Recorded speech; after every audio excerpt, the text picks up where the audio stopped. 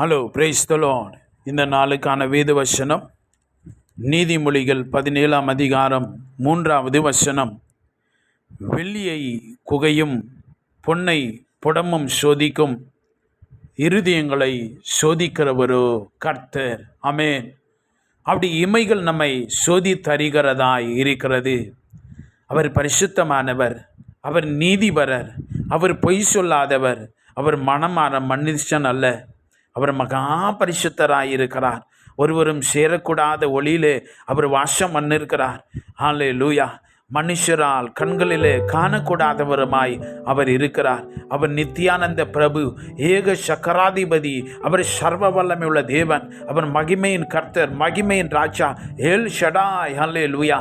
அருமையான தெய்வ பிள்ளையே, நீங்கள் எப்பயாச்சும் உங்களை பார்த்து, தேவனுடைய சமூகத்தை பார்த்து, அவருடைய பிரசன்னத்தை பார்த்து, பரலோகத்தை நோக்கி பார்த்து, என்னை பரிசோதனை பண்ணி பாருங்கப்பா, என்னுடைய உள்ளந்திரியங்களை பாருங்க ராஜா.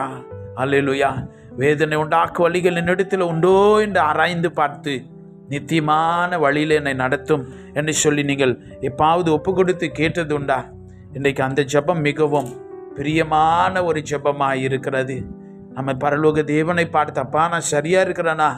என் மனசு சரியாக இருக்குதா? என்னுடைய உள்ளந்திரியம் சரியாக இருக்கிறதா? உங்களுக்கு விரோதமான அசுத்தம் பாவம் என்னிடத்தில் இருக்கிறதா? அப்பப்போ உங்களை கேட்டு பார்த்து செக் பண்ணி இருக்கிறீங்களா? சங்கீதக்காரன் சங்கீதம் 26:2 அவன் இவ்விதமாய் சொல்லுகிறான், கர்த்தாவே என்னை பரீட்சித்து என்னை சோதித்து பாரும், என் உள்ளந்திரியங்களையும் என் இருதயத்தையும் புடமிட்டு பாரும். தேவன் ஒருவர் தான் நம்முடைய உள்ளந்திரியங்களையும் இருதயத்தையும் நம்முடைய சிந்தனைகளையும் வாஞ்சைகளையும் ஆசைகளையும் உணர்வுகளையும் எண்ணங்களையும் அவர் ஒருவரே அவருடைய வார்த்தை ஒன்று வகையறுக்க முடியும், பிரித்தெடுக்க முடியும். ஏசப்பாடத்தில் சொல்லுங்க, என்னை சோதித்து பாருங்கப்பா, உடைய மகா பரிசுத்தமான நாமத்தில், அந்த பரிசுத்தத்தில் என்னை வைத்து சோதித்து பாரு. இடத்துல குறை இருக்குமானால் எனக்கு உதவி செய்யும் ராஜா என்று சொல்லி பரிசுத்தமான தேவனுடைய கரங்களில் ஒப்பு கொடுங்க. அப்பப்போ இவ்விதமாய் நாம் செய்கிற பொழுது தேவனுடைய சமூக தண்டையிலே நாம் இருப்போம். அவருடைய பிரசன்னம் நம்ம எப்பயும் மறைத்து இருக்கும்.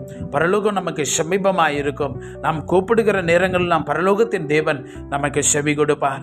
எங்களை சோதித்து பாருங்க இயேசுப்பா. பரிசுத்தமான தேவனே, உமக்கு நன்றி. நாம் ஜெபிக்கலாம். மகா பரிசுத்தமான பிதாவே, விசுவாசத்தினால் வராத ஒன்றும் எங்களுடைய வாழ்க்கையில், எங்களுடைய மனதில், எங்களுடைய ஆத்மாவில் இருப்பது வேண்டாம்.